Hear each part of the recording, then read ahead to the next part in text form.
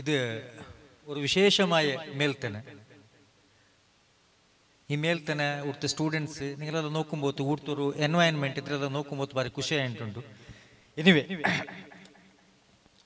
ഇവിടെ എന്തേലും ചൊന്നെങ്കിൽ ഒരു ಪ್ರೆಸೆಂಟೇಷನ್ ಆಗೊಂಡಿತ್ತು. ನಾನು ಪಲ್ಕ ಬರ್ഞ്ഞു ಉದ್ದ ಪಲ್ಕ ಬರ್ഞ്ഞു ಅದು ಉದ್ದ ಪಲ್ಕ ಬರ್ഞ്ഞു ಅಮೌಂಟ್ ಅದಕ್ಕೆ ಬೇണ്ടിತ್ತು ನಾನು എന്താക്കിರ ഒരു ಚೌಕಟ್ಟು ಇಟ್ಟಿತ್ತು ಇತ್ರಮೇ ಪಲ್ಕ ಬೈದು ರೆಡಿ ಆಗಿ ಇತ್ತು ಕೊಡಂದ್ರೆ ಪ್ರಿಪ್ರೇಷನ್ ಅಪ್ಪಂದ್ರೆ ಟೈಮ್ ಯಾರು ಎಡ್ಕಲ್ಲ 8 ಗಂಟೆ ಹಾರ್ಡ್ಲಿ ഒരു 20 to 25 minutes ತಂಡರಲ್ಲ ಪಲ್ಕ ಬರ್ഞ്ഞിട്ട് പിന്നെ ನಂಗೆ ಚರ್ಚೆ ಹಾಕಿಲ್ಲ. ಕನ್ನಡದ ಪಲ್ಕ ಅವರು ಯಾವಲ್ಲೇ ಅವಲ್ಲೇ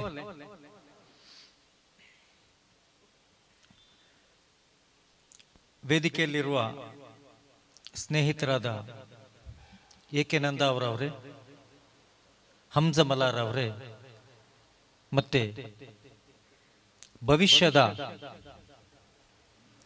ವಿದ್ವಾಂಸರೇ,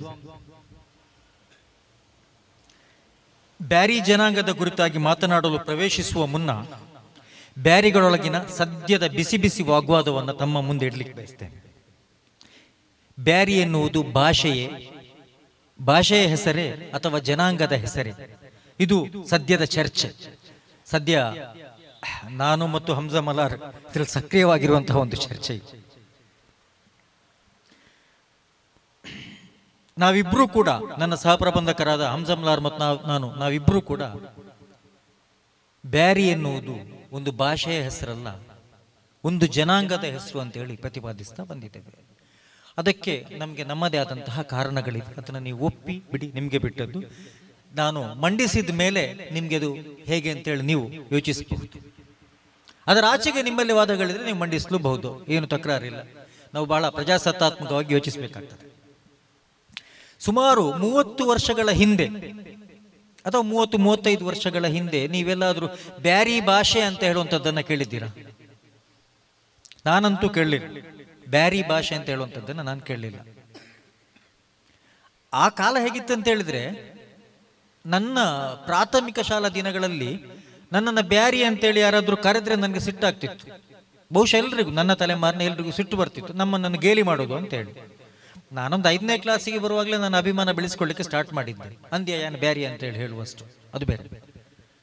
ಅದು ಬ್ಯಾರಿ ಅಂತೇಳಿ ಯಾಕೆ ನನ್ನ ಕರೀತಾರೆ? ನನ್ನ ಜನಾಂಗದ ಕಾರಣಕ್ಕಾಗಿ. 30-35 ವರ್ಷಗಳ ಹಿಂದೆ ನಾವು ಇದನ್ನ ನಮ್ಮ ಈ ನಕ್ಕನಿಕ್ ಭಾಷೆ ಮತ್ತು ಮಲಾಮೆ ಭಾಷೆ ಅಂತೇಳಿ ಹೇಳ್ತಾ ಇದ್ವಿ. ಇವೆರಡೂ ಕೂಡ ಬ್ಯಾರಿಗಳಾಡುವ ಭಾಷೆಗಳು. ಈ ಮಲಾಮೆ ಭಾಷೆ ಅಂತ ಹೇಳಿದ್ರೆ ನಿಮ್ಗೆ ಕೇಳಲಿಕ್ಕೆ ಸ್ವಲ್ಪ ಮಲಯಾಳಂ ತರ ಕೇಳಬಹುದು. ಅದು ವಾಸ್ತವದಲ್ಲಿ ಮಲಯಾಳಂ ಅಲ್ಲ. ಇಲ್ಲಿ ಬಹಳಷ್ಟು ಮಲಾಮೆ ಭಾಷಿಕ ವಿದ್ಯಾರ್ಥಿಗಳಿದ್ದಾರೆ. ಹಿಂದೆಲ್ಲ ಹೇಗಿತ್ತು ಅಂತ ಹೇಳಿದ್ರೆ, ಮಲಾಮೆ ಭಾಷಿಕರಿರ್ಲಿ ಅಥವಾ ನಕನಿಕ್ ಭಾಷಿಕರಿರ್ಲಿ, ಕಾನಿಷ್ಮಾರಿ ಲೆಕ್ಕಕ್ಕೆ ಬಂದಾಗ ನಾವೆಲ್ಲ ಕೊಡ್ತಾ ಇದ್ದು, ನಮ್ಮ ಹಿರಿಯರೆಲ್ಲ ಕೊಡ್ತಾ ಇದ್ದು ಭಾಷೆ ಯಾವುದು, ಭಾಷೆಯ ಅಂಕಣದಲ್ಲಿ ಕಾಲಮಲ್ಲಿ ನಾವು ಮಲಯಾಳಂ ಅಂತೇಳಿ ಕೊಡ್ತಾ ಇದ್ದದ್ದು. ವಾಸ್ತವದಲ್ಲಿ ನಾವು ಮಲಯಾಳಿಗಳೇ ಅಲ್ಲ, ನಮ್ಮ ಭಾಷೆ ಮಲಯಾಳಂ ಅಲ್ಲ. ಈ ಮಲಾಮೆ ಭಾಷೆ ಯಾವುದಪ್ಪ ಅಂತ ಹೇಳಿದ್ರೆ, ಎಲ್ಲೆಲ್ಲ ಕೇರಳದ ಗಡಿಗಳಿಗೆ ತಾಗಿರುವಂತಹ ಗ್ರಾಮಗಳು, ಊರುಗಳಿವೆಯೋ ಅಲ್ಲೆಲ್ಲ ಮಲಯಾಳಂನ ಪ್ರಭಾವದಲ್ಲಿ ಅಥವಾ ಸ್ವಲ್ಪ ಮಟ್ಟಿಗೆ ಮಲಯಾಳಂನ ಆಕ್ಸೆಂಟ್ ಕಾಣುವಂತಹ ಭಾಷೆ ಏನಿದೆಯೋ, ಜ್ಞಾನಿ, ನೀ, ಬೆರ್ನೆ, ಪೋನೆ, ಇದು ಮಲಾಮೆ ಭಾಷೆ. ಇದು ಎಲ್ಲೆಲ್ಲ ಇದೆ ಗೊತ್ತಾ ನಿಮ್ಗೆ? ನೀವು ಆ ಕಡೆ ನೋಡಿ, ನಿಮ್ಗೆ ಎಕ್ಸಾಂಪಲ್ಸ್ ಅನ್ನ ಕೊಡ್ತೇನೆ. ತಲಪಾಡಿಯಲ್ಲಿ ಕೇರಳ ಬಾರ್ಡರ್ ಇದೆ. ತಲಪಾಡಿ ಗ್ರಾಮದಲ್ಲಿ ಮಲಾಮೆ ಮಾತಾಡೋದು, ಅದರ ಪಕ್ಕದ ಕಿನ್ಯ ಗ್ರಾಮದಲ್ಲಿ ಮಲಾಮೆ ಮಾತಾಡೋದು. ಇನ್ನು ಮಂಜನಾಡಿ ಗ್ರಾಮದಲ್ಲಿ ಕೇರಳದ ಬಾರ್ಡರ್ ಇದೆ, ಅಲ್ಲಿ ಕೂಡ ಮಲಾಮೆ ಮಾತಾಡೋದು.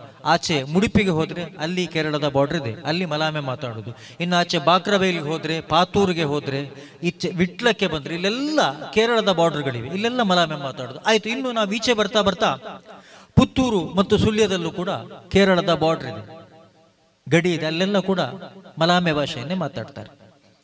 ಇನ್ನು ನಕ್ಕನಿಕ್ ಭಾಷೆಯಲ್ಲಿ ಮಾತಾಡ್ತಾರಪ್ಪ ಅಂತ ಹೇಳಿದ್ರೆ ಒಳನಾಡಿನಲ್ಲಿ ಮಾತಾಡ್ತಾರೆ. ಸ್ಪಷ್ಟವಾಗಿ ನೀವು ಯೋಚಿಸಬಹುದು, ನೋಡ್ಬೋದು ನೀವು. ಇದೆಲ್ಲ ನಿಮಗೆ ಇವಳ ಬಹಳ ಡೀಪ್ ಆಗಿ ರಿಸರ್ಚ್ ಮಾಡುವಂಥದ್ದಲ್ಲ. ನೀವು ನೋಡ್ತಾ ಹೋದಂಗೆ ನಿಮ್ಗೆ ಗೊತ್ತಾಗ್ತದೆ. ನಿಮ್ಮ ಊರು ಯಾವುದು ಅಂತ ಯಾರ ಹತ್ರ ಆದ್ರೂ ಕೇಳಿದ್ರೆ, ನೀವು ಈಚೆಗೆ ಬನ್ನಿ, ಬಂಟ್ವಾಳಕ್ಕೆ ಬನ್ನಿ, ಸುರತ್ಕಲ್ಗೆ ಹೋಗಿ, ಬೆಳ್ತಂಗಡಿಗೆ ಹೋಗಿ, ಇನ್ನು ಉಪ್ಪಿನಂಗಡಿಗೆ ಹೋಗಿ, ಮತ್ತೆ ಉಳ್ಳಾಲಕ್ಕೆ ಹೋಗಿ, ಮಂಗಳೂರಿಗೆ ಹೋಗಿ, ಇಲ್ಲೆಲ್ಲೂ ಕೂಡ ಕೇರಳದ ಬಾರ್ಡರ್ ಸಿಗುವುದಿಲ್ಲ, ಗಡಿ ಸಿಗುವುದಿಲ್ಲ.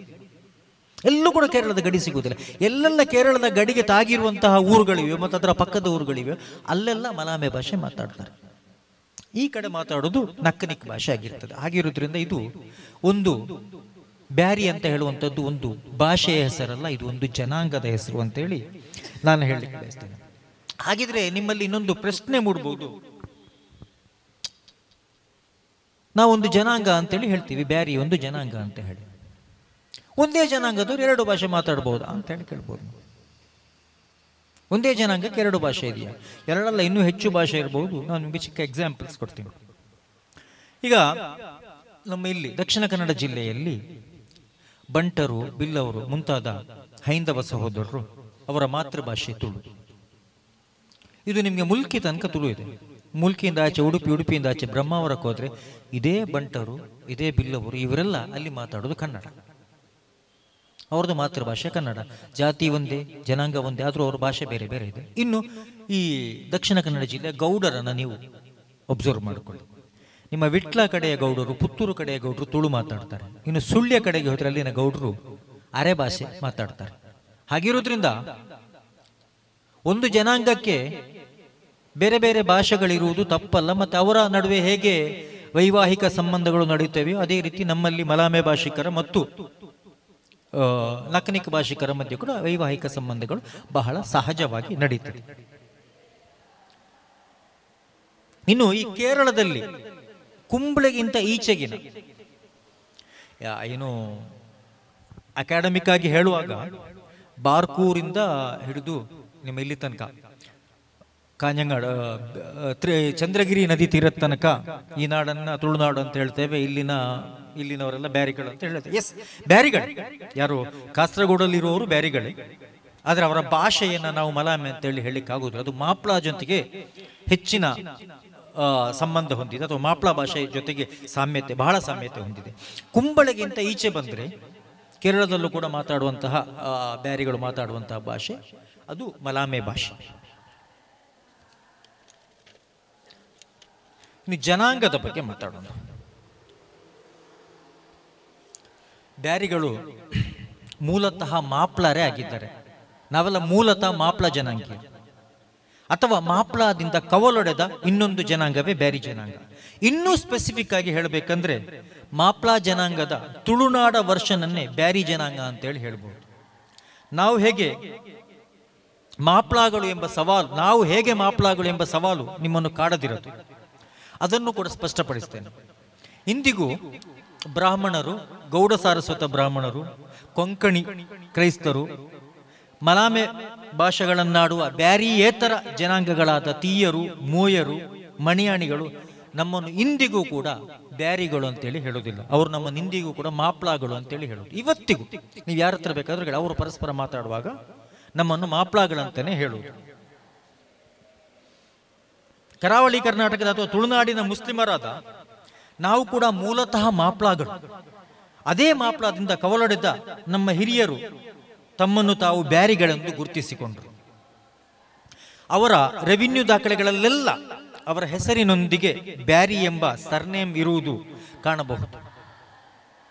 ನನ್ನ ಅಜ್ಜ ಪಳ್ಳಿ ಬ್ಯಾರಿ, ನನ್ನ ಮುತ್ತಜ್ಜ ಚೆಯ್ಯ ಬ್ಯಾರಿ, ನನ್ನ ಇನ್ನೋರ್ವ ಅಜ್ಜ ಮೂಸಗುಂಜಿ ಬ್ಯಾರಿ, ಅವರಪ್ಪ ಇನ್ನೋರ್ವ ಮುತ್ತಜ್ಜ ಅಬ್ಬೋಣಿಯಾನ ಇಬ್ರಾಹಿಂ ಬ್ಯಾರಿ. ಬ್ಯಾರಿ ಜನಾಂಗವನ್ನು ಮಾಪ್ಲಾ ಜನಾಂಗದ ತುಳುನಾಡು ವರ್ಷನ್ ಎನ್ನುವುದು ಹೆಚ್ಚು ಸೂಕ್ತ ಮತ್ತು ಸಮರ್ಪಕ ಎನ್ನುವುದಕ್ಕೆ ನಾನು ಈ ಉದಾಹರಣೆಯನ್ನು ತಮ್ಮ ಮುಂದಿಟ್ಟೆ.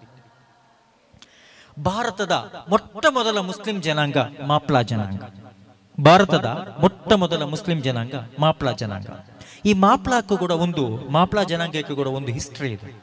ಅದು ಹೇಗೆ ಮಾಪ್ಲಾ ಆಯಿತು ಅಂತ ಹೇಳೋದು. ಮಾಪ್ಲಾ ಅಂತ ಹೇಳಿದ್ರೆ ನಮ್ಗೆಲ್ಲ ಗೊತ್ತಿರುವ ಹಾಗೆ ಮಾಪ್ಲೆ ಗಂಡ. ತಮಿಳಿನಲ್ಲಿ ಪುದಿಯಾಂಪ್ಲೆಗೆ, ಮದುಮಗನಿಗೆ ಮಾಪ್ಲೆ ಅಂತೇಳಿ ಹೇಳ್ತಾರೆ. ಹೇಗಪ್ಪ ನಮಗೆ ಮಾಪ್ಲಾ ಅಂತೇಳಿ ಹೆಸರು ಬಂತು? ಇದೊಂದು ಇಂಟ್ರೆಸ್ಟಿಂಗ್ ಫ್ಯಾಕ್ಟ್. ಅರೇಬಿಯಾದಿಂದ ಧರ್ಮ ಪ್ರಚಾರಕ್ಕಾಗಿ ಬಂದವರು ಬೇರೆ, ಅದರ ಜೊತೆಗೆ ವ್ಯಾಪಾರಕ್ಕಾಗಿ ಬಂದವರು ಕೂಡ ಬಹಳ ಜನ ಇದ್ರು. ಅವರೆಲ್ಲ ಮುಸ್ಲಿಮರು, ಇಸ್ಲಾಂ ಸ್ವೀಕರಿಸಿದವರು. ಆ ಅರಬ್ಬರು, ವ್ಯಾಪಾರಕ್ಕೆ ಬಂದ ಅರಬ್ಬರು ಇಲ್ಲಿನ ಕೇರಳ ಸ್ಥಳೀಯ ಮಹಿಳೆಯರನ್ನು ಮದುವೆ ಆದರು. ಅವರ ಮಾಪ್ಲಾಗಳು ಅರಬ್ಬರು, ಅವರ ಮಾಪ್ಲೆ ಅರಬ್ಬರು. ಇದೊಂದು ವಿಶಿಷ್ಟವಾದಂತಹ ಮಾಪ್ಲೆ. ಬೇರೆ ಯಾವುದೇ ಮಾಪ್ಲೆಗಳನ್ನು, ಬೇರೆ ಯಾವುದೇ ಗಂಡಂದಿರನ್ನ ಗಂಡ ಪತಿ ಅಂತೇಳಿ ಸ್ಪೆಸಿಫಿಕ್ ಆಗಿ ಹೇಳುವಂತಹ ಕ್ರಮ ಅಥವಾ ಪದ್ಧತಿ ಎಲ್ಲೂ ಇಲ್ಲ. ಇದನ್ನು ಒಂದು ಸ್ವಲ್ಪ ಬೇರೆಯೇ ಕಲ್ಚರ್, ಬೇರೆಯೇ ಸಂಸ್ಕೃತಿ, ಬೇರೆಯೇ ಭಾಷೆ, ಬೇರೆಯೇ ಉಡುಪು, ಬೇರೆಯೇ ಉಡುಪು ತೊಡುಪುಗಳು, ಆಹಾರ ಪದ್ಧತಿ ಎಲ್ಲದರಲ್ಲೂ ವಿಭಿನ್ನವಾದಂತಹ ಒಂದು ಜನಾಂಗದ ಬೇರೆ ಕಡಲಾಚೆಯಿಂದ ಬಂದ ಜನರು ಇಲ್ಲಿನ ಮಹಿಳೆಯರನ್ನು ಮದುವೆ ಆದಾಗ ಅವರನ್ನು ವಿಶೇಷವಾಗಿ ಸ್ಥಳೀಯರು ಮಾಪ್ಲೆಗಳು ಅಂತೇಳಿ ಹೇಳಿದ್ರು. ಅವರಿಗೆ ಹುಟ್ಟಿದ ಅವರಿಂದ ಈ ಸ್ಥಳೀಯ ಮಲಬಾರಿ ತಾಯಿಗೂ ಅರೇಬಿಯನ್ ತಂದೆಗೂ ಹುಟ್ಟಿ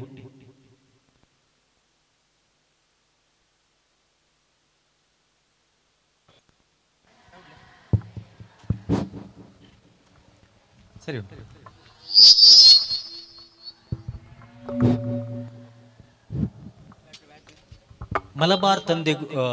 ಮಲಬಾರ್ನ ತಾಯಿಗೂ ಅರೇಬಿಯನ್ ತಂದೆಗೂ ಹುಟ್ಟಿದ ಮಕ್ಕಳು ಮಾಪ್ಲಗಳಾದರು. ಅವರಿಂದ ಹುಟ್ಟಿದಂತಹ ಒಂದು ಜನಾಂಗ, ಅವರ ಮಕ್ಕಳು ಮಾಪ್ಲಗಳಾದರು. ಅದೇ ರೀತಿ ದಕ್ಷಿಣ ಕನ್ನಡದಲ್ಲೂ ಕೂಡ ಆಸ್ ಇಟ್ ಈಸ್ ಇಲ್ಲೂ ಕೂಡ ನಡೆಯಿತು. ಆಸ್ ಇಟ್ ಈಸ್ ಇಲ್ಲೂ ಕೂಡ ಮಂಗಳೂರಿನ ಕರಾವಳಿಗೆ ವ್ಯಾಪಾರಕ್ಕೆಂದು ಬರ್ತಿದ್ದಂತಹ ಅರಬ್ಬರು ಇಲ್ಲಿನ ಸ್ಥಳೀಯ ಮಹಿಳೆಯರನ್ನು ಮದುವೆಯಾದರು, ವರಿಸಿದ್ರು. ಸ್ಥಳೀಯ ಅಂತ ಹೇಳಿದ್ರೆ ಬಹುತೇಕ ಕೆಳವರ್ಗದ ಮಹಿಳೆಯರನ್ನು ವರಿಸಿದ್ರು. ಬಹಳ ಕಷ್ಟ ಇತ್ತು, ಶೋಷಣೆಗೊಳಗಾಗ್ತಾ ಇದ್ದಂತಹ ಸಮುದಾಯ, ಹೆಣ್ಣು ಮಕ್ಕಳನ್ನು ಮದುವೆ ಮಾಡಿಕೊಡ್ಲಿಕ್ಕೂ ಸಾಧ್ಯ ಇಲ್ಲದಂತಹ ಕಷ್ಟದಲ್ಲಿದ್ದಂತಹ ಸಮುದಾಯ. ಯಾರಾದರೂ ಸರಿ ಒಂದು ಹೆಣ್ಣು ಮದುವೆ ಆಗಿ ಹೋಗ್ಲಿ ಅಂತೇಳಿ ಮದುವೆ ಮಾಡಿಕೊಡುವಂಥ ಒಂದು ಸಂಪ್ರದಾಯ ಇತ್ತು. ಅವರಲ್ಲಿ ಶ್ರೀಮಂತಿಕೆ ಇತ್ತು ಅರಬ್ಬರಲ್ಲಿ. ಅವರಿಗೆ ಮದುವೆ ಮಾಡಿಕೊಟ್ರು, ಕನ್ವರ್ಟ್ ಮಾಡಿಕೊಂಡು ಇಸ್ಲಾಂ ಧರ್ಮಕ್ಕೆ ಸೇರಿಸಿಕೊಂಡು ಮದುವೆ ಮಾಡಿದರು. ಇಲ್ಲಿನ ಸ್ಥಳೀಯ ತುಳುವ ತಾಯಿಗೂ ಅರೇಬಿಯನ್ ತಂದೆಗೂ ಹುಟ್ಟಿದ ಮಕ್ಕಳಾದ ನಾವುಗಳು ಬ್ಯಾರಿಗಳಾದವು. ಹಾಗಿರೋದ್ರಿಂದ ಕೇರಳದ ಮಾಪ್ಲಗಳು ಮತ್ತು ನಾವು ಕೂಡ ಹೆಚ್ಚು ಕಡಿಮೆ ಒಂದೇ ರೀತಿ ನಾವು ಹುಟ್ಟುಕೊಂಡವರು. ಇದು ಒಂದು ವಾದೊಂದು ಸ್ಪೆಸಿಫಿಕ್ ಆಗಿ ಹೀಗೆ ಹೇಳಬಹುದು.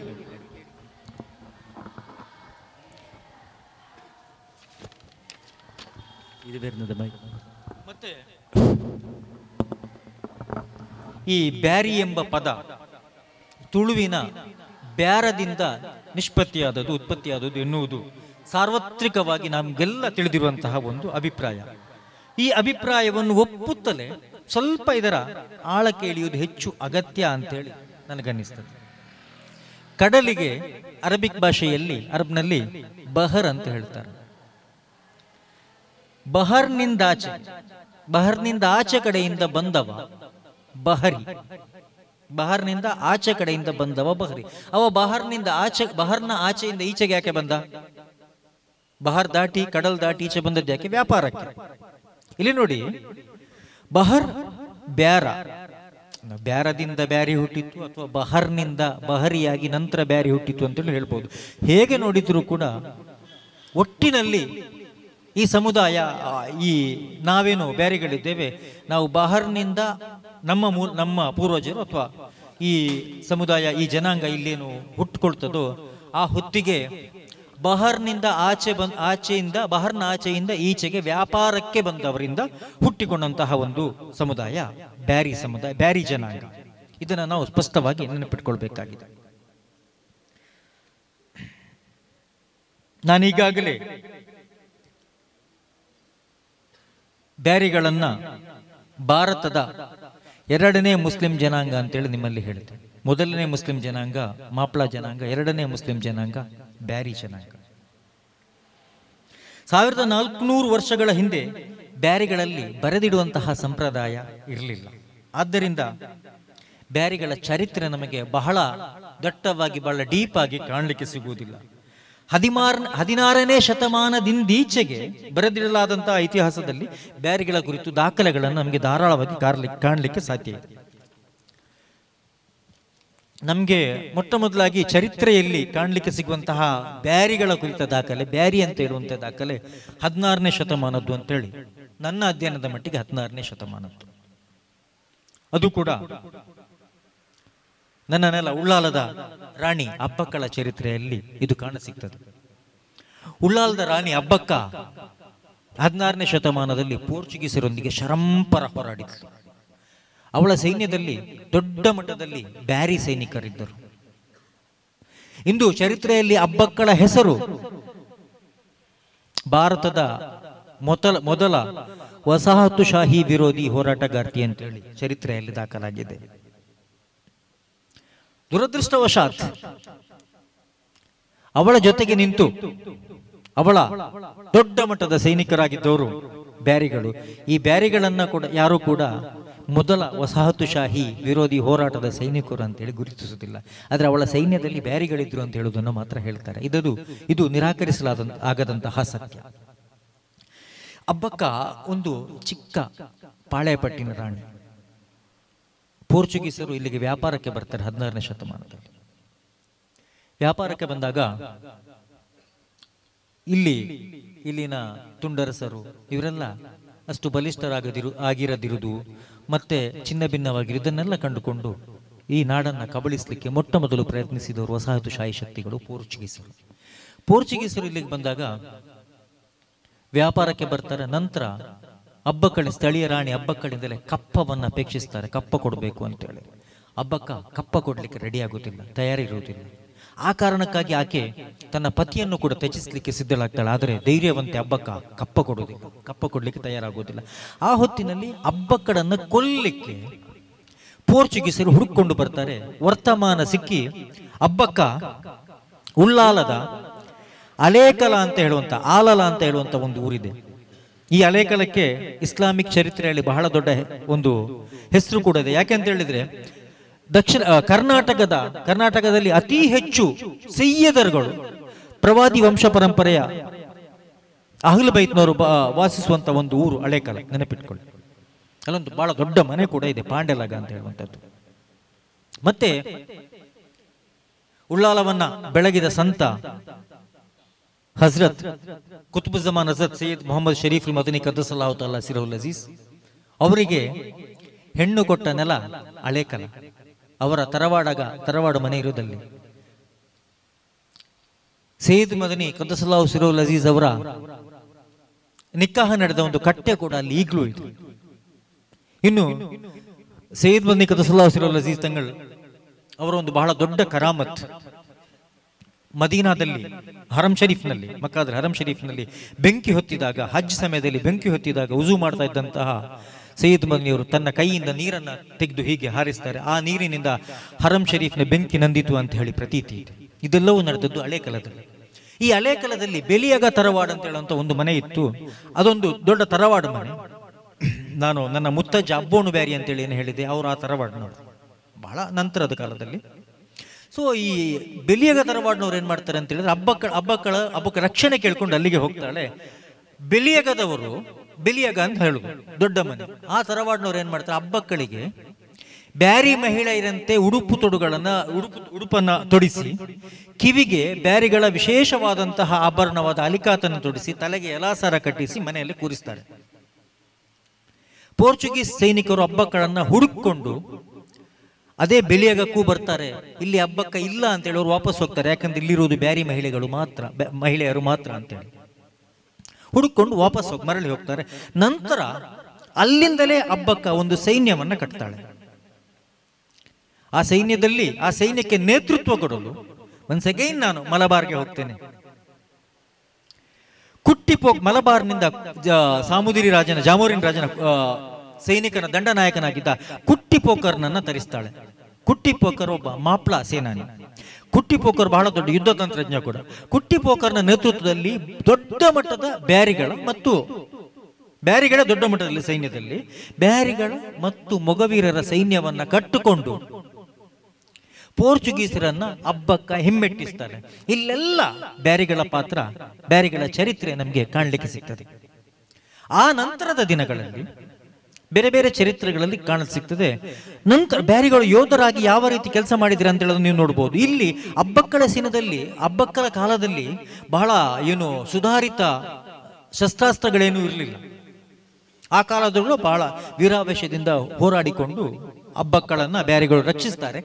ಆ ನೆನಪಿಗಾಗಿ, ಆ ಪ್ರೀತಿಗಾಗಿ ಹಬ್ಬಕ್ಕ ಅಲೇಕಲದಲ್ಲಿ ಮಸೀದಿ ಕಟ್ಟಲಿಕ್ಕೆ ಅಥವಾ ಅಲ್ಲಿದ್ದಂತಹ ಮಸೀದಿನ ರಿನೋವೇಷನ್ ಮಾಡಲಿಕ್ಕೆ ಎರಡು ಅಭಿಪ್ರಾಯಗಳು ಇತಿಹಾಸದಲ್ಲಿವೆ.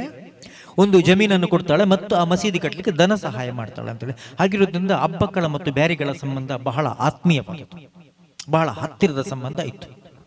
ಇನ್ನು ಟಿಪ್ಪು ಸುಲ್ತಾನರ ಕಾಲಕ್ಕೆ ಬರೋಣ. ಟಿಪ್ಪು ಸುಲ್ತಾನರ ಕಾಲದಲ್ಲಿ ಕೂಡ ಟಿಪ್ಪು ಸುಲ್ತಾನರ ಸೈನ್ಯದಲ್ಲಿ ನಮ್ಮ ಇದೇ ಕರಾವಳಿ ಭಾಗದಲ್ಲಿ ಬಹಳಷ್ಟು ಬ್ಯಾರಿಗಳಿದ್ರು. ಅವರ ಹೆಸರುಗಳಲ್ಲೆಲ್ಲ ಬ್ಯಾರಿ ಅಂತ ಹೇಳಿತ್ತು. ಒಂದೇ ಒಂದು ಚಿಕ್ಕ ಎಕ್ಸಾಂಪಲ್ ನಾನು ನಿಮಗೆ ಕೊಡ್ತೇನೆ. ಒಂದೇ ಒಂದು ಎಕ್ಸಾಂಪಲ್, ನಮ್ಮ ಝೀನತ್ ಬಕ್ಷ್ ಮಸೀದಿ ಏನಿದೆ, ಈ ಮಸೀದಿಯನ್ನ ಇದರ ಹಳೆಯ ಹೆಸರು ಬೇಲಿಯಬಲ್ಲಿ. ಟಿಪ್ಪು ಸುಲ್ತಾನರು ಅದನ್ನ ರಿನೋವೇಟ್ ಮಾಡಿದ ನಂತರ, ಜೀರ್ಣೋದ್ಧಾರ ಮಾಡಿದ ನಂತರ ಅದರ ಸೌಂದರ್ಯಗಳು ಝೀನತ್ ಬಕ್ಷ್ ಅಂತೇಳಿ ಹೇಳಿದ್ರು. ಹಾಗೆ ಅದಕ್ಕೆ ಝೀನತ್ ಬಕ್ಷ್ ಅಂತ ಅದು ಅಧಿಕೃತವಾಗಿ ಇಟ್ಟ ಹೆಸರಲ್ಲ. ಝೀನತ್ ಬಕ್ಷ್ ಅಂತ ಹೇಳೋದು, ಝೀನತ್ ಅಂತ ಹೇಳಿದ್ರೆ ಸೌಂದರ್ಯ ಸ್ಫುರಿಸುವಂತಹದ್ದು, ಈ ಅರ್ಥದಲ್ಲಿ ಹೇಳಿದ್ರು. ಸೊ ಈ ಮಸೀದಿ, ಝೀನತ್ ಬಕ್ಷ್ ಮಸೀದಿಯನ್ನು ಕಟ್ಟಲಿಕ್ಕೆ ಇಲ್ಲಿ ಉಸ್ತುವಾರಿಯನ್ನ ಟಿಪ್ಪು ವಹಿಸಿಕೊಟ್ಟದ್ದು ಸಾಯಿರಿ ಬ್ಯಾರಿ ಅಂತ ಹೇಳುವಂತಹ ಒಬ್ಬರಿಗೆ. ಅವರು ಟಿಪ್ಪು ಸುಲ್ತಾನರ ಸಾಮ್ರಾಜ್ಯದಲ್ಲಿ ಮಂಗಳೂರು ಪ್ರದೇಶದ ಅಮೀಲ್ದಾರ್ ಆಗಿದ್ರು. ಅಮೀಲ್ದಾರ್ ಅಂತ ಹೇಳಿದ್ರೆ ಹೆಚ್ಚು ಕಡಿಮೆ ಗವರ್ನರ್ ಇಂತಹ ಹುದ್ದೆ. ಈ ಸಾಯಿರಿ ಬ್ಯಾರಿ ಮತ್ತೆ ಸಾಯಿರಿ ಬ್ಯಾರಿ ಅವರು ಝೀನತ್ ಬಕ್ಷ್ ಮಸೀದಿಯ ಮೊದಲ ರಿನೋವೇಟ್ ಆದ ನಂತರ ಝೀನತ್ ಮಸೀದಿಯ ಮೊದಲ ಮುಕ್ತೇಸರ ಕೂಡ ಆಗಿದ್ರು. ಚರಿತ್ರೆಯಲ್ಲಿ ಹೀಗೆ ನಮಗೆ ಬ್ಯಾರಿ ಅಂತ ಹೇಳುವಂತಹ ಹೆಸರುಗಳು ಕಾಣಲಿಕ್ಕೆ ಸಿಗ್ತವೆ. ನಂತರದ ಕಾಲಘಟ್ಟದಲ್ಲಿ ನಮಗೆ ರೆವಿನ್ಯೂಗಳಲ್ಲೆಲ್ಲ ಬ್ಯಾರಿಗಳ ಹೆಸರು ಕಾಣಲಿಕ್ಕೆ ಸಿಗ್ತವೆ. ಇನ್ನು ಬ್ಯಾರಿಗಳ ರಾಜಧಾನಿ ಮಂಗಳೂರಿನಲ್ಲಿ ಮೊಟ್ಟ ಮೊದಲು ಇದು ಧಾರ್ಮಿಕತೆಗೆ ಬರ್ತೇನೆ ನಾನು. ಮೊಟ್ಟ ಮೊದಲು ಇಸ್ಲಾಂ ಧರ್ಮ ಕರ್ನಾಟಕದಲ್ಲಿ, ಈಗಿನ ಕರ್ನಾಟಕ ಪ್ರಾಂತ್ಯದಲ್ಲಿ ಮೊಟ್ಟ ಮೊದಲು ಇಸ್ಲಾಂ ಧರ್ಮ ನೆಲೆ ಊರುವುದು ಬಾರ್ಕೂರಿನಲ್ಲಿ. ಇತಿಹಾಸದಲ್ಲಿ ಫಾಕನ್ನೂರು ಅಂತ ಹೇಳುವಂತಹ ಒಂದು ಹೆಸರಿದೆ. ಈ ಬಾರ್ಕೂರನ್ನ ಈಗ ದೇವಸ್ಥಾನಗಳ ಊರು ಅಂತೇಳಿ ಹೇಳ್ತಾರೆ. ನಾನು ಇತ್ತೀಚೆಗೆ ಹೋದಾಗ್ಲೂ ಕೂಡ ಅಲ್ಲಿನ ಚರಿತ್ರೆಯಲ್ಲಿ ಹಾಗೆ ಇದೆ, ದೇವಸ್ಥಾನಗಳ ಊರು ಅಂತೇಳಿ. ಆಯ್ತಪ್ಪ, ದೇವಸ್ಥಾನಗಳ ಊರು, ಅಲ್ಲಿ ತುಂಬಾ ದೇವಸ್ಥಾನಗಳಿವೆ. ಹಾಗೆ ನಾನು ನೋಡ್ತಾ ಹೋದೆ. ಚರಿತ್ರೆಗಳನ್ನು ಓದಿದಾಗ ಅಲ್ಲಿರುವಂತಹ ಅತ್ಯಂತ ಪುರಾತನ ದೇವಸ್ಥಾನ ಜೈನರ ಬಸದಿ, ಕತ್ತಲೆ ಬಸದಿ ಅಂತ ಹೇಳುವಂತ ಒಂದು ಬಸದಿ ಇದೆ. ಅದು ಬಾರ್ಕೂರಿನ ಅತ್ಯಂತ ಪುರಾತನವಾದಂತಹ ದೇವಸ್ಥಾನ ಅಥವಾ ಬಸದಿ. ಅದಕ್ಕೆ ಎಷ್ಟು ವರ್ಷದ ಇತಿಹಾಸ ಇದೆ ಅಂತೇಳಿ ಚರಿತ್ರೆಯನ್ನ ತಡಕಾಡಿದಾಗ ಸಿಗುವುದು 1000 ವರ್ಷಕ್ಕಿಂತಲೂ ಮಿಕ್ಕಿದ ಇತಿಹಾಸ ಇದೆ. 1000 ವರ್ಷಕ್ಕಿಂತಲೂ ಮಿಕ್ಕಿದ ಇತಿಹಾಸ ಇದೆ ಅಂತೇಳಿ. ಆದರೆ ಬಾರ್ಕೂರಿನಲ್ಲಿ ಈಗಿನ ಕರ್ನಾಟಕದ ಮೊದಲ ಮಸೀದಿ ಸ್ಥಾಪನೆ ಆಗಿದ್ದು ಕ್ರಿಸ್ತ ಶಕ 645ರಲ್ಲಿ ಅಥವಾ ಹಿಜ್ರಾ 22ರಲ್ಲಿ. ಅಂದ್ರೆ ಇವತ್ತಿಗೆ 1379 ವರ್ಷಗಳ ಹಿಂದೆ ಅಲ್ಲಿ ಮಸೀದಿ ಸ್ಥಾಪನೆ ಆಗ್ತದೆ. ಅಂದ್ರೆ ಬಾರ್ಕೂರಿನಲ್ಲಿ ಅತ್ಯಂತ ಪುರಾತನವಾದ, ಅತ್ಯಂತ ಹಿರಿಯ ಧಾರ್ಮಿಕ ಸ್ಥಾಪನೆ ಏನಿದೆ ಅದು ಬಾರ್ಕೂರು ಮಸೀದಿಯಾಗಿದೆ. ಬಾರ್ಕೂರಿನ ಆ ಮಸೀದಿಯನ್ನ ನಿರ್ಮಿಸಿದ ಅದೇ ಕಾಲಘಟ್ಟದಲ್ಲಿ, ಅದರ ಏನು ಕೆಲಸಗಳು ನಡೀತಾ ಇತ್ತು, ಅದೇ ಕಾಲಘಟ್ಟದಲ್ಲಿ ಮಾಲಿಕ್ ಬಿನ್ ಹಬೀಬ್ ರಲಿಯಲ್ಲಾಹು ಅನ್ಹು ಅಲ್ಲಿಂದ ಮತ್ತೆ ಜಲಮಾರ್ಗದ ಮೂಲಕ ಮಂಗಳೂರಿಗೆ ಬರ್ತಾರೆ. ಮಂಗಳೂರಿಗೆ ಬಂದು ಇಲ್ಲಿ ಸ್ಥಳವನ್ನು ಸರ್ಚ್ ಮಾಡ್ತಾರೆ. ಒಂದು ಇಂಟ್ರೆಸ್ಟಿಂಗ್ ಫ್ಯಾಕ್ಟ್ ಏನಂತ ಹೇಳಿದ್ರೆ, ಆ ಕಾಲದಲ್ಲೆಲ್ಲ ಮಸೀದಿಗಳನ್ನ ಕಟ್ತಾ ಇದ್ದದ್ದು ಭಾರತದಲ್ಲಿ ಇಸ್ಲಾಮಿನ ಆರಂಭಿಕ ಕಾಲಘಟ್ಟದಲ್ಲಿ ಮಸೀದಿಗಳನ್ನೆಲ್ಲ ಕಟ್ತಾ ಇದ್ದು, ಹೆಚ್ಚಿನ ಮಸೀದಿಗಳನ್ನ ಕಡಲ್ನ ಕಿನಾರೆಯಲ್ಲಿ ಅಥವಾ ನದಿ ಕಿನಾರೆಯಲ್ಲಿ. ಯಾಕೆ ಗೊತ್ತಾ? ಆವಾಗಿನ ಸಂಪರ್ಕ ಮಾರ್ಗ ಜಲಮಾರ್ಗ ಆಗಿತ್ತು, ದೂರದಿಂದ ಬರ್ಲಿಕ್ಕೆಲ್ಲ. ಅದಕ್ಕಾಗಿ ಕಡಲ ಕಿನಾರೆ ಮತ್ತು ನದಿ ಕಿನಾರೆಯಲ್ಲಿ ಹೆಚ್ಚಿನ ಮಸೀದಿಗಳನ್ನ ಕಟ್ತಾರೆ. ಬಾರ್ಕೂರಲ್ಲೂ ಕೂಡ ಬಂದರಿತ್ತು, ಪುರಾತನ ಬಂದರಿತ್ತು. ಮಂಗಳೂರಲ್ಲಿ ಬಂದು ಝೀನತ್ ಬಕ್ಷ್ ಮಸೀದಿಯನ್ನು ಕೂಡ ಕಟ್ಟಲಿಕ್ಕೆ ಸ್ಥಳ ಸರ್ಚ್ ಮಾಡ್ತಾರೆ, ಸ್ಥಳ ಹುಡುಕ್ತಾರೆ. ಆವಾಗ ಅವರು ಬಂದರನ್ನ ಪ್ರಶಸ್ತ ಸ್ಥಳ ಅಂತೇಳಿ ಆಯ್ಕೆ ಮಾಡಿಕೊಂಡು ವಿದೇಶದಿಂದ ಬೇರೆ ಬೇರೆ ಊರುಗಳಿಂದ ಬರುವವರಿಗೆ ಹತ್ತಿರ ಆಗ್ತದೆ, ಸುಲಭ ಆಗ್ತದೆ ಅಂತ ಹೇಳ್ಕೊಂಡು ಬಂದರಲ್ಲಿ ಈ ಮಸೀದಿಯನ್ನ ಮಂಗಳೂರಲ್ಲಿ ಕಟ್ತಾರೆ. ಆ ನಂತರ ಹಂತವಾಗಿ ಬಹಳ ನಿಧಾನಕ್ಕೆ ಮಂಗಳೂರಲ್ಲಿ ಇಸ್ಲಾಂ ಬೆಳೀತಾ ಹೋಗ್ತದೆ, ನಿಧಾನಕ್ಕೆ ಬೆಳೀತಾ ಹೋಗ್ತದೆ. ಆ ಆರಂಭಿಕ ಕಾಲಘಟ್ಟದಲ್ಲಿ ಹೇಗೆ ಬೆಳೆಯಿತು ಅಂತ ಹೇಳುವುದನ್ನ ಇನ್ನೊಂದು ಬೇರೆ ಕಮ್ಯುನಿಟಿಯಿಂದ ಕನ್ವರ್ಟ್ ಆಗುವಂತೆ ಬೆಳೆಯಿತು ಇಲ್ಲಿ ಇಸ್ಲಾಂ. ಹೇಗೆ ಕನ್ವರ್ಟ್ ಆಯಿತು ಅಂತ ಹೇಳಿದ್ರೆ, ಎಲ್ಲರೂ ಕೂಡ ಶೋಷಿತ ಸಮುದಾಯದಿಂದ ಇಸ್ಲಾಂಗೆ ಕನ್ವರ್ಟ್ ಆದರು. ಇದನ್ನ ಕೇರಳದ ಪ್ರಸಿದ್ಧ ಕವಿ ಕುಮಾರನಾಶನ್ ತನ್ನ ಒಂದು ಕವಿತೆಯಲ್ಲಿ ಹೀಗೆ ಬರೀತಾರೆ. ಭಾರತದಲ್ಲಿ ಇಸ್ಲಾಂ ಬೆಳೆದ ಬಗೆಯನ್ನ: ಅಟುಂ ವಿಲಕ್ಕುಂ ವಯ್ಯಾಟುಂ ಮಟ್ಟುಮಿ ಕೂಟರ್ ಸಹಿಚ್ಚು ಪೊರುದಿ ಮುಟ್ಟಿ ಬಿಟ್ಟದಾಂ ಹಿಂದು ಮದಂ ജാതിയിൽ താന്ന കെട്ടു കൈഞ്ഞ നമ്പൂതിരി മതം. കേരളത്തിങ്കൽ മുസൽമാന്മാർ പശ്ചിമ പാറങ്ങളിൽ നിന്നു വൻകടൽ ചീരും തിരകൾ കടന്നു ഹിമാലയമേറി വന്നവരേറെയില്ല. ರೇರೆ ಚೆರುಮನ್ ತೊಪ್ಪಿಯಿಟ್ಟಾಲ್ ಚೆಟ್ಟುಂ ಪೇಡಿಕಂಡ ತಂಬುರಾರೆ ಅಂತ ಹೇಳಿ ಕುಮಾರನಾಶನ್ ಬರೀತಾರೆ. ಈ ಕುಮಾರನಾಶನ್ ಯಾರು ಗೊತ್ತಾ ನಿಮಗೆ? ಸ್ವಾಮಿ ನಾರಾಯಣ ಗುರುಗಳು ಅತ್ಯಂತ ಆಪ್ತರಾಗಿದ್ದರು. ಬಹಳ ಸುಲಭವಾಗಿ ನೀವು ಅರ್ಥೈಸಬಹುದು. ಅಟಕಾಯಿಸುವುದನ್ನ, ಓಡಿಸುವುದನ್ನ, ಶೋಷಿಸುವುದನ್ನ, ಇದನ್ನೆಲ್ಲ ಸಹಿಸಿ ತಾಳ್ಮೆಗೆಟ್ಟು ಆ ಜನಗಳು ಜಾತಿ ಪದ್ಧತಿಯಲ್ಲಿ ಕೆಟ್ಟು ಕೆರ ಹಿಡಿದು ಹೋಗಿದ್ದಂತಹ ಆ ಧರ್ಮವನ್ನು ಬಿಟ್ಟು ಈಚೆ ಬಂದರು.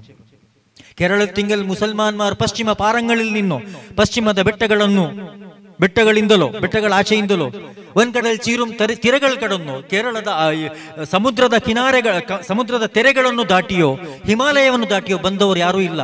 ಎಲ್ಲರೂ ಇಲ್ಲಿಯವರೇ. ಇವರು ಹೋಗಿ ತಲೆಗೆ ಟೊಪ್ಪಿ ಇಟ್ಟಾಗ ಧೈರ್ಯದಲ್ಲಿ ಬದುಕಲಿಕ್ಕೆ ಆರಂಭಿಸಿದ್ರು. ಅವರಿಗೆ ಧೈರ್ಯ ಬಂತು, ಅವರಿಗೆ ಇಸ್ಲಾಂ ಬಲವನ್ನ ನೀಡಿತು ಅಂತ ಹೇಳಿ ಕುಮಾರನಾಶನ್ ಬರೀತಾರೆ. ಸೊ ಮಂಗಳೂರಲ್ಲಿ ಏನಾಗ್ತದೆ ಅಂತ ಹೇಳಿದ್ರೆ, ಝೀನತ್ ಬಕ್ಷ್ ಅಲ್ಲಿ ಮಸೀದಿ ಆಗ್ತದೆ. ಝೀನತ್ ಬಕ್ಷ್ ಮಸೀದಿಯಾಗಿ ನೀವು ನೋಡಿ 1343ರಲ್ಲಿ, ಒಂದು 5 ನಿಮಿಷ ನಿಲ್ಲಿಸ್ತೇನೆ. 1343ರಲ್ಲಿ ಮೊರೊಕ್ಕೋದ ಟ್ಯಾನ್ಜೀರ್ನಿಂದ ಹೊರಟ ವಿಶ್ವಸಂಚಾರಿ ವಿದ್ವಾಂಸ ಇಬ್ನು ಬತೂತ 1343ರಲ್ಲಿ ಮಂಗಳೂರಿಗೆ ಬಂದಿರ್ತಾರೆ. ಅವರು ಬಂದಾಗ ಅವರು ಬರೀತಾರೆ, ಮಂಗಳೂರಲ್ಲಿ ಮದ್ರಸಾ ಇತ್ತು, ಧಾರ್ಮಿಕ ಪಾಠಶಾಲೆ ಇತ್ತು ಅಂತೇಳಿ. ಅವರು ಬಂದ ಕಾಲಕ್ಕೆ ಮಂಗಳೂರಲ್ಲಿ, ಆ ಕಾಲದಲ್ಲಿ ಮಂಗಳೂರಲ್ಲಿ ಸುಮಾರು 4000 ಮುಸ್ಲಿಮರಿದ್ರು ಅಂತೇಳಿ ಕೂಡ ಅವರು ದಾಖಲಿಸ್ತಾರೆ ಅವರ ರಿಹ್ಲತ್ ಇಬ್ನು ಬತೂತದಲ್ಲಿ. ಅಷ್ಟು ಮಾತ್ರ ಅಲ್ಲ, ಆ ಕಾಲದ ಮಂಗಳೂರಿನ ಖಾಜಿ ಆಗಿದ್ದವರು ಬದ್ರುದ್ದೀನ್ ಉಲ್ ಮೌಬರಿ ಅಂತ ಹೇಳುವಂತ ಒಬ್ಬ ಪ್ರಕಾಂಡ ಪಂಡಿತರು. ಇವರು ಶಾಫಿ ಕರ್ಮಶಾಸ್ತ್ರದ ಪಂಡಿತರು ಮಾತ್ರ ಅಲ್ಲ, ಇವರು ಪೊನ್ನಾನಿಯ ಮಕ್ದೂಮಿ ಪರಂಪರೆಯವರು ಅಂತ ಹೇಳಿ ಇವರು ಬರೀತಾರೆ. ನೋಡಿ ಇಲ್ಲಿ ಮಲಬಾರ್ ಮತ್ತು ಮಂಗಳೂರಿನ ಸಂಬಂಧಗಳು ಹೇಗೆ ಬೆಸೆಯುತ್ತವೆ ಅಂತೇಳಿ. ಮಾಪ್ಲಾ ಬ್ಯಾರಿ ಸಂಬಂಧ ಇರ್ಬೋದು, ಮಲಬಾರ್ ಮತ್ತು ತುಳುನಾಡು ಸಂಬಂಧ ಇರ್ಬೋದು, ಹೀಗೆ ಬೆಸೆಯುತ್ತದೆ. ಇದನ್ನ ಇಬ್ನು ಬತೂತ ಬರೀತಾರೆ. ಆ ನಂತರದ ಕಾಲಘಟ್ಟದಲ್ಲಿ ನೋಡಿ ಮಂಗಳೂರಲ್ಲಿ ಮಸೀದಿಗಳು ಹೇಗೆ ಆಗ್ತವೆ ಅಂತ ಹೇಳಿದ್ರೆ, 1350 ವರ್ಷಗಳ ಹಿಂದೆ ತುಳುನಾಡಿನಲ್ಲಿ ಇಚ್ಲಂಗೋಡಲ್ಲಿ ಒಂದು ಮಸೀದಿ ಆಗ್ತದೆ. ಅದಕ್ಕೆ 1350 ವರ್ಷಗಳ ಇತಿಹಾಸ ಇದೆ. ಅದು ಭಾರತದ 12ನೇ, 13ನೇ ಅಥವಾ 14ನೇ ಮಸೀದಿಗಳಲ್ಲಿ ಒಂದು ಅಂತ ಹೇಳಿ ದಾಖಲೆ ಇದೆ. ಸ್ಪಷ್ಟವಾಗಿ 12ನೇ ಮಸೀದಿ ಅಂತ ಹೇಳಲಿಕ್ಕೆ 12, 13 ಅಥವಾ 14ನೇ ಮಸೀದಿಗಳಲ್ಲಿ ಒಂದು ಅಂತ ಹೇಳಿ ಈವರೆಗಿನ ರಿಸರ್ಚ್ಗಳು ನಾನು ಹುಡುಕಿದಂತೆ ನನಗೆ ಸಿಕ್ಕಿದ ಹಾಗೆ. ನಂತರ 11ನೇ ಶತಮಾನದಲ್ಲಿ ಮಳಲಿಪೇಟೆ ಮಸೀದಿ ಇಲ್ಲಿ ಸ್ಥಾಪನೆ ಆಗ್ತದೆ, ಮನಾಲ್ರ ಬಲ್ಲಿ. ಈಗ ವಿವಾದ ಏನಾಗ್ತದೆ ಆ ಮಸೀದಿ. ಒಳವೂರು ಮಸೀದಿ, ಇಲ್ಲೇ ಪಕ್ಕದ ಒಳವೂರು ಮಸೀದಿ ಕೂಡ ಅದೇ 11ನೇ ಶತಮಾನದ್ದು. 12ನೇ ಶತಮಾನದಲ್ಲಿ ಅಕ್ಕರಂಗಡಿ ಮಸೀದಿ, ಪಾಣೆಮಂಗಳೂರಿನ ಅಕ್ಕರಂಗಡಿ ಮಸೀದಿ ಸ್ಥಾಪನೆ ಆಗ್ತದೆ. ಪುತ್ತೂರಿನ ಪಡುಮಲೆ ಮಸೀದಿ ಸ್ಥಾಪನೆ ಆಗ್ತದೆ. ಈ ಪಡುಮಲೆ ಅಂತ ಹೇಳುವಂತ ಊರು ಕೋಟಿ ಚೈನೆಯರ ಊರು. ಅಲ್ಲಿ ಮಸೀದಿ 12ನೇ ಶತಮಾನದಲ್ಲೇ ಸ್ಥಾಪನೆ ಆಗ್ತದೆ. 13ನೇ ಶತಮಾನದಲ್ಲಿ ಮಂಜನಾಡಿ, ಬೆಳ್ಮರೆಂಜಾಡಿ, ಅಮ್ಮುಂಜೆ ಮುಂತಾದೆಡೆಗಳಲ್ಲಿ ಮಸೀದಿ ಸ್ಥಾಪನೆ ಆಗ್ತದೆ. 14ನೇ ಶತಮಾನದಲ್ಲಿ ವಿಟ್ಲ ಪರ್ತಿಪಾಡಿ, ಹೀಗೆ ಬೇರೆ ಬೇರೆ ಕಡೆಗಳಲ್ಲಿ ಮಸೀದಿಗಳು ನಿರಂತರವಾಗಿ ಸ್ಥಾಪನೆ ಆಗ್ತಾ ಹೋಗ್ತದೆ. ಹೀಗೆ ಹಂತ ಹಂತವಾಗಿ ಇಲ್ಲಿ ಇಸ್ಲಾಂ ಬೆಳೀತದೆ ಅಂತ ಹೇಳುವುದನ್ನು ನಾವು ಇತಿಹಾಸದಲ್ಲಿ ಗಮನಿಸಲಿಕ್ಕೆ ಸಾಧ್ಯ ಇದೆ. ಸೊ ಇನ್ನು ನಾವು ಇದನ್ನ ಈ ಬ್ಯಾರಿ ಮತ್ತು ಮಲಬಾರಿ ಸಂಬಂಧಗಳನ್ನ, ಅಥವಾ ಬ್ಯಾರಿ ಮತ್ತು ಮಾಪ್ಲಾ ಸಂಬಂಧಗಳನ್ನ, ಅಥವಾ ಮಲಬಾರಿ ಅಥವಾ ತುಳುನಾಡಿನ ಸಂಬಂಧಗಳನ್ನ ನಾವು ಬೆಸೀಲಿಕ್ಕೆ ಅಥವಾ ಅವುಗಳ ಬಗ್ಗೆ ಯೋಚಿಸ್ತಾ ಹೋದಾಗ ನಮಗೆ ಬಹಳಷ್ಟು ಸಾಮ್ಯತೆಗಳು ಕೂಡ ಇಲ್ಲಿ ಕಾಣಲಿಕ್ಕೆ ಸಿಗ್ತವೆ. ನಮ್ಮ ಆಹಾರ ಪದ್ಧತಿಗಳಿರ್ಬೋದು, ಆಚಾರ ವಿಚಾರಗಳಿರ್ಬೋದು, ಸಂಸ್ಕೃತಿ ಇರ್ಬೋದು, ಭಾಷೆ ಇರ್ಬೋದು, ಎಲ್ಲದರಲ್ಲೂ ಕೂಡ ಬಹಳ ಸಾಮ್ಯತೆಗಳು ನಮಗೆ ಕಾಣಲಿಕ್ಕೆ ಸಿಗ್ತವೆ. ಚಿಕ್ಕ ಎಕ್ಸಾಂಪಲ್ ನಾನು ನಿಮ್ಗೆ ಕೊಡ್ತೇನೆ. ನಮ್ಮ ಸಾಹಿತ್ಯದಲ್ಲೂ ಕೂಡ ಅಷ್ಟೇ. ಚಿಕ್ಕ ಎಕ್ಸಾಂಪಲ್ ನಾನು ನಿಮ್ಗೆ ಒಂದೆರಡು ಎಕ್ಸಾಂಪಲ್ಗಳನ್ನು ಕೊಡ್ತೇನೆ. ಇಲ್ಲಿ ನಮ್ಮಲ್ಲೇನು ಈ ಪತ್ರಿದೆ, ನಮ್ಮ ಫುಡ್ ಪತ್ರಿ, ಪುಟ್ಟು, ಇವು ಮಲಬಾರ್ನಲ್ಲೂ ಇದೆ, ಮಂಗಳೂರಲ್ಲೂ ಇದೆ. ಬೇರೆ ಕಡೆ ಈ ರೀತಿಯ ಪತ್ರಿಗಳಿಲ್ಲ, ಈ ರೀತಿಯ ಪುಟ್ಟುಗಳಿಲ್ಲ. ಆಯ್ತಾ? ನಮ್ಮ ಹಿರಿಯ ಮಹಿಳೆಯರು ಹಿಂದೆ ಧರಿಸ್ತಾ ಇದ್ದಂತಹ ಕುಪ್ಪಾಯ ಗೊತ್ತಲ್ಲ, ಫುಲ್ ಸ್ಲೀವ್ ಕುಪ್ಪಾಯ. ಇಲ್ಲೊಂದು ಚಿಕ್ಕ ಬಾಲ್ ತರ ಬರ್ತದೆ, ಗೋಳಿ ತರ ಬರ್ತದೆ. ಆ ಕುಪ್ಪಾಯ ಮಲಬಾರ್ನಲ್ಲೂ ಮಲಬಾರ್ನ ಮಾಪ್ಲಾಗಳು ಮತ್ತು ಮಂಗಳೂರಿನ ಬ್ಯಾರಿ ಮಹಿಳೆಯರು ಮಾತ್ರ ಧರಿಸ್ತಾ ಇದ್ದದ್ದು. ಆಯ್ತಾ? ಇನ್ನು ಅಲಿಕಾತ್, ಮಲಬಾರ್ನ ಮಾಪ್ಲಾ ಮಹಿಳೆಯರು ಮತ್ತು ಮಂಗಳೂರಿನ ಬ್ಯಾರಿ ಮಹಿಳೆಯರು ಮಾತ್ರ ಧರಿಸ್ತಾ ಇದ್ದದ್ದು. ಗಂಡಸರ ನೀವು ಪುರುಷರ ಡ್ರೆಸ್ ಅನ್ನ ನೀವು ಅಬ್ಸರ್ವ್ ಮಾಡಿ, ಲುಂಗಿ, ಎಲ್ರಿಗೂ ಲುಂಗಿ ಇತ್ತು, ಆದ್ರೆ ಆ ಡ್ರೆಸ್ಸಿಂಗ್ ಸ್ಟೈಲ್ ಇತ್ತಲ್ಲ, ಅದು ಲುಂಗಿ ಮತ್ತು ಬುಷ್ ಶರ್ಟ್. ಹೀಗೆ ಒಟ್ಟಿನಲ್ಲಿ ನೀವು ಯಾವ ವಿಷಯವನ್ನೇ ತೆಗೆದುಕೊಳ್ಳಿ, ಭಾಷೆ ತೆಗೆದುಕೊಳ್ಳಿ, ಸಾಹಿತ್ಯ ತೆಗೆದುಕೊಳ್ಳಿ, ಸಂಸ್ಕೃತಿ ತೆಗೆದುಕೊಳ್ಳಿ, ಉಡುಪು ತೆಗೆದುಕೊಳ್ಳಿ, ಆಚಾರ ವಿಚಾರ ಯಾವುದನ್ನು ತೆಗೆದುಕೊಂಡ್ರೂ ಕೂಡ ಬ್ಯಾರಿಗಳ ಬೆಳವಣಿಗೆಯಲ್ಲಿ ಮಲಬಾರ್ನ, ನಿಮ್ಮ ಟೀಮ್ ಟಾಕ್ ಏನಿದೆ ಮಲಬಾರ್ನ ಪ್ರಭಾವ ದಟ್ಟವಾಗಿ ಇರುವುದನ್ನು ನಾವು ಚರಿತ್ರೆಯಲ್ಲಿ ಕಾಣಲಿಕ್ಕೆ ಸಾಧ್ಯ ಇದೆ ಅಂತ ಹೇಳಿ ನಾನು ಬಲವಾಗಿ ಪ್ರತಿಪಾದಿಸ್ತೇನೆ. ಇನ್ನಷ್ಟು ಚರ್ಚೆಗಳನ್ನು ಈ ನಿಟ್ಟಿನಲ್ಲಿ ನಾವು ನಿಮ್ಮ ಜೊತೆಗೆ ಮಾಡೋಣ ಅಂತ ಹೇಳಿ ಅವಕಾಶ ಕೊಟ್ಟದಕ್ಕಾಗಿ ಜಜಾಕಲ್ಲಾಹು ಖೈರನ್ ಹೇಳ್ತಾ ನನ್ನ ಮಾತುಗಳಿಗೆ ಅಲ್ಪ ವಿರಾಮ ಕೊಡ್ತೇನೆ. ವಾಖಿರ್ ದವಾನಾ ಅನಿಲ್ ಹಮ್ದುಲಿಲ್ಲಾಹಿ ರಬ್ಬಿಲ್ ಆಲಮೀನ್.